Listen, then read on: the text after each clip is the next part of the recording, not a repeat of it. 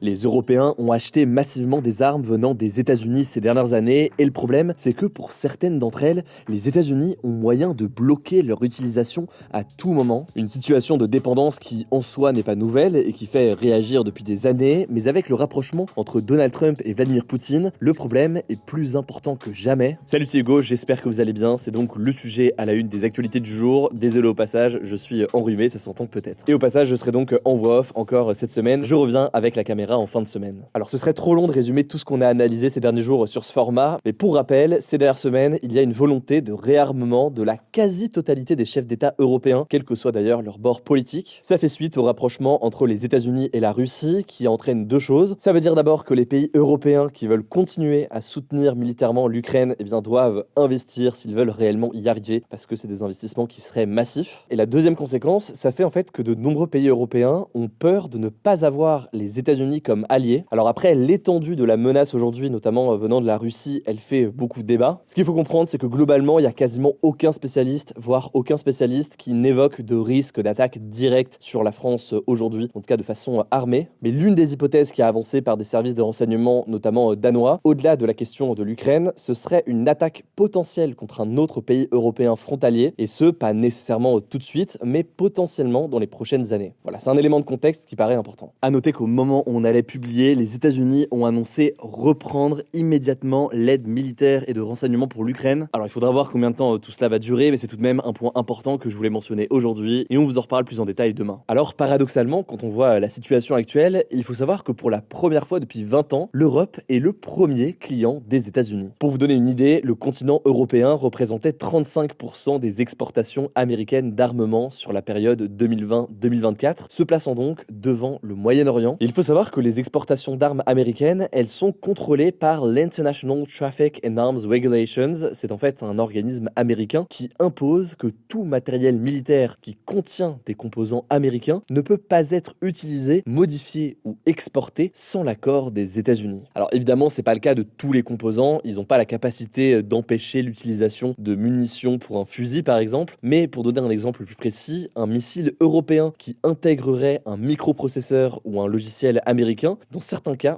ne peut pas être exporté, donc être envoyé à un autre pays en Europe ou hors Europe sans la validation des États-Unis. C'est donc le premier point important qu'on peut noter en matière de coopération entre pays européens par exemple, pour certaines armes, les États-Unis ont moyen de bloquer des transferts. Mais le point le plus important, c'est peut-être le suivant, sans accès aux pièces détachées, aux logiciels ou encore aux mises à jour, certains armements européens pourraient devenir inopérants dans le cas où la tension grossit entre les États-Unis et l'Europe. Évidemment, tout cela est hypothétique, mais tout de même, dans le cas où les États-Unis, un jour, décideraient non seulement de ne pas coopérer, mais en plus de rendre inopérants certaines armes. L'un des exemples de cette dépendance aux États-Unis, c'est les avions F-35, donc c'est des avions de l'entreprise américaine Lockheed Martin, qui équipent aujourd'hui une dizaine de pays européens. C'est des appareils qui doivent être en permanence connectés à leur base, ça peut être un porte-avions américain ou encore une base terrestre, et donc si les États-Unis décident qu'ils ne peuvent pas décoller ou lancer des bombes depuis l'Europe, à partir d'un certain moment, ils ne pourront plus le faire. Alors attention, là pour être très précis, il n'y a pas un bouton opérable à distance pour les États-Unis qui permet de dire oui ou non sur l'utilisation des avions. Par contre, ce qu'on peut noter, c'est qu'il y a des logiciels qui sont donc gérés par les États-Unis avec des identifiants, etc.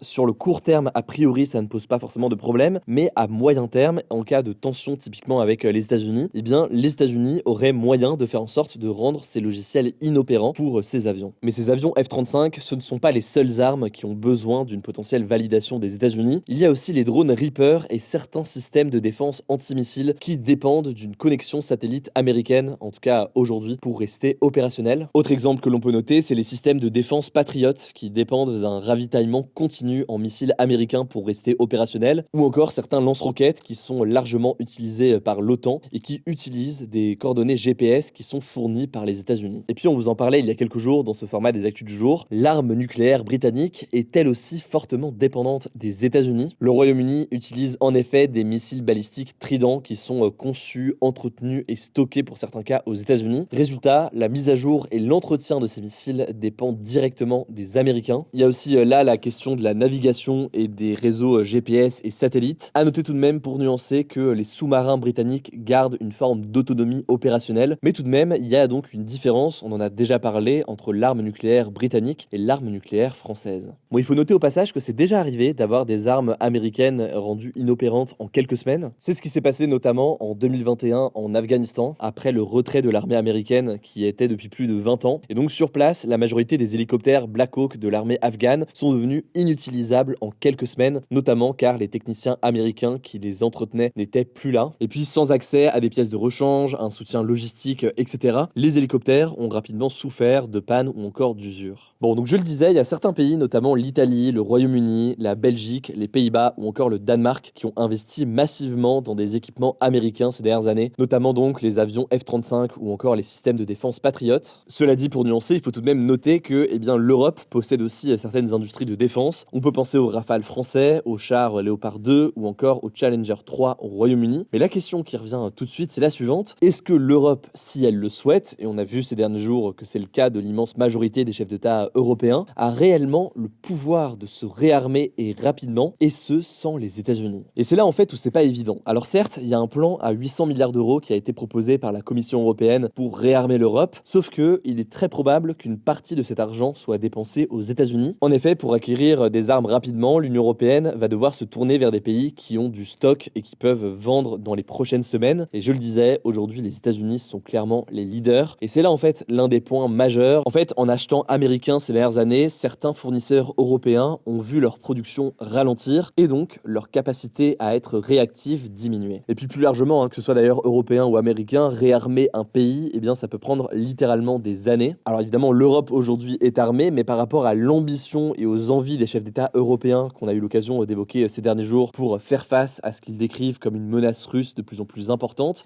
c'est des investissements qui, s'ils le souhaitent, peuvent prendre des années. Et encore, je ne parle même pas de la question du budget, ni de la question donc où l'argent va se trouver. Ce sera un débat extrêmement politique et on l'a déjà vu, il y a des différences de vision immenses sur ce sujet. Nous aurons l'occasion d'en reparler dans les prochains jours. Enfin, il faut noter pour terminer, et ça peut paraître assez ironique peut-être aujourd'hui, mais certains pays européens ont acheté états-uniens en pensant que cela renforcerait leur alliance et leur proximité avec les États-Unis. Alors au vu de la situation aujourd'hui, tout cela paraît assez lointain. En tout cas, ce que l'on peut noter, c'est que les chefs d'état-major européens ont été réunis à Paris ce mardi. L'un des sujets, c'est justement cette question de la dépendance de l'Europe à l'armement américain. Enfin, pour tous ceux qui se posent la question du pourquoi un tel réarmement et pourquoi donc ces mouvements à l'échelle européenne en matière de réarmement. Alors là aussi, c'est un sujet qui est très sensible, mais les chefs d'État européens estiment que la Russie représente aujourd'hui une menace et qu'elle pourrait potentiellement, dans les prochaines années, s'attaquer à un autre pays au-delà de l'Ukraine. D'où donc cette question de réarmement, alors qu'en parallèle, les États-Unis semblent moins favorables à une coopération avec les Européens. Je vous mets en tout cas des liens en description. N'hésitez pas d'ailleurs si vous avez des questions. On va continuer à analyser tout ça dans les prochains jours. Je vous laisse avec Blanche pour les actualités en bref et je reviens juste après. Merci Hugo et bonjour à tous. On commence avec cette actu. En France, le ministère de la Santé a appelé les soignants à être vigilants face à la hausse des cas de rougeole. Cette maladie extrêmement contagieuse se transmet par contact direct ou par voie aérienne. Elle se manifeste par des taches rouges qui apparaissent principalement sur le visage et le haut du cou. Elle peut causer de la fièvre, de la toux, des écoulements nasaux et une éruption cutanée. Près d'un tiers des cas de rougeole font l'objet de complications dont certaines peuvent s'avérer mortelles. Depuis le début de l'année, moins d'une centaine de cas ont été recensés en France selon Santé publique France, mais le ministère craint une diffusion plus large dans les semaines à venir alors que le Maroc fait face à une recrudescence des cas de rougeole. Selon l'Organisation mondiale de la santé, la vaccination est le meilleur moyen d'éviter de contracter ou de transmettre la rougeole. En cas de doute, il est recommandé de consulter un médecin, de respecter les gestes barrières et de s'isoler. Deuxième actu, en Russie, Moscou, la capitale et sa région ont été visés par une attaque massive de drones ukrainiens dans la nuit de lundi à mardi, faisant au moins 3 morts et 18 blessés selon le ministère russe de la Santé. Les autorités russes ont indiqué avoir abattu 337 drones ukrainiens, dont 91 dans la région de Moscou. Il s'agit de l'attaque la plus importante visant le territoire russe depuis le début de l'invasion à grande échelle de l'Ukraine par la Russie en février 2022. De son côté, l'Ukraine a affirmé que cette attaque devait inciter le président russe Vladimir Poutine à accepter la trêve dans les airs et en mer proposée par le président ukrainien Volodymyr Zelensky il y a quelques jours. À noter que cette attaque est survenue quelques heures avant le début des pourparlers entre des représentants ukrainiens et américains qui ont débuté ce mardi en Arabie Saoudite. On suivra ça. Troisième actu, en Syrie, un accord historique a été conclu ce lundi entre le président syrien par intérim, Ahmed al-Shara, et le chef des forces démocratiques syriennes, Mazloum Abdi. Les forces démocratiques syriennes sont une coalition militaire dominée par les Kurdes, une communauté qui a été particulièrement marginalisée et réprimée sous le régime de Bachar al-Assad, l'ex-président syrien renversé renforcé en décembre dernier. Nombre d'entre eux étaient par exemple privés de la nationalité syrienne. Concrètement, cet accord, dont l'application est prévue d'ici la fin de l'année, prévoit d'intégrer les institutions civiles et militaires de l'administration autonome kurde du nord et de l'est de la Syrie à l'État syrien. Ce nouvel accord affirme donc que la communauté kurde est une composante essentielle de l'État syrien qui garantit son droit à la citoyenneté et l'ensemble de ses droits constitutionnels. À noter que l'accord a été signé sous la médiation des États-Unis qui soutiennent l'administration autonome kurde. Quatrième actu, après les différentes pannes mondiales qui ont touché X ce lundi, le propriétaire du réseau social, Elon Musk, a dénoncé une cyberattaque massive de la part d'un grand groupe coordonné ou d'un pays. Des milliers d'utilisateurs ont signalé des problèmes d'accès à la plateforme ce lundi sur le site internet et l'application mobile. Lors d'une interview sur la chaîne américaine Fox Business, Elon Musk a notamment affirmé que ses équipes soupçonnent une cyberattaque menée depuis la zone ukrainienne. Alors peu de temps après les déclarations d'Elon Musk, un groupe de hackers nommé Darkstorm Team a revendiqué cette cyberattaque via la messagerie Telegram. Selon Orange Cyberdéfense, qui est la filiale dédiée à la cybersécurité de l'opérateur Orange, Darkstorm Team est une entité récente qui soutient notamment la cause palestinienne en ciblant des organisations pro-Israël. Mais pour le moment, le manque de preuves ne permet pas de déterminer la vraie cause de ces pannes. Cinquième actu, je voulais vous parler de l'élection présidentielle en Roumanie qui a été annulée le 6 décembre dernier à cause de soupçons d'ingérence russe, en l'occurrence des contenus postés sur les réseaux sociaux en faveur du candidat d'extrême droite pro-russe Călin Georgescu. Il était arrivé en tête du premier tour le 24 novembre dernier. Depuis, on peut lire sur les réseaux sociaux que les manipulations supposées ne viendraient pas de l'extrême droite roumaine, mais plutôt du camp de Klaus Iohannis, le président roumain sortant pro-européen. Le truc, c'est que selon la presse roumaine, une campagne d'influence qui était à l'origine financée par le Parti libéral, donc le parti du président sortant, a en fait été détournée au profit du candidat d'extrême droite. Alors je vais pas tout vous détailler, mais je vous mets des liens en description si vous voulez en savoir plus. En tout cas, Călin Georgescu, qui a été inculpé la semaine dernière pour fausses déclarations et incitation à troubler l'ordre constitutionnel, a vu sa candidature à la présidentielle rejetée par la commission électorale ce dimanche. L'instance estime qu'il ne remplit pas les conditions de l'égalité car il a enfreint les règles démocratiques d'un suffrage honnête et impartial. Il a annoncé faire appel. En tout cas, la nouvelle élection présidentielle devrait se tenir en mai prochain. Et enfin, dernière actu, la SNCF va ouvrir ses ventes d'été pour ses trajets Ouigo avec des prix à partir de 16 € dès ce mercredi. Il sera possible de réserver des trajets pour plus de 60 destinations à travers la France et la Belgique avec des billets couvrant la période du 5 juillet au 13 décembre 2025. Pour pouvoir échanger ces billets en cas d'imprévu, il faudra cependant souscrire à l'option Ouigo Flex lors de l'achat des billets au prix de 9 € par adulte. À noter que les prix les plus bas seront disponibles à l'ouverture des ventes. En parallèle, la compagnie italienne Trenitalia a mis en vente ce mardi ses billets pour la période estivale. À partir du 15 juin, elle proposera 4 allers-retours tous les jours entre Paris et Marseille. Merci beaucoup Blanche pour ces actualités en bref. Voilà donc pour les actualités aujourd'hui. Désolé, je suis un peu malade, je pense que ça s'entend. Prenez soin de vous, prenez soin de nos proches, et puis on se dit à demain pour une nouvelle vidéo.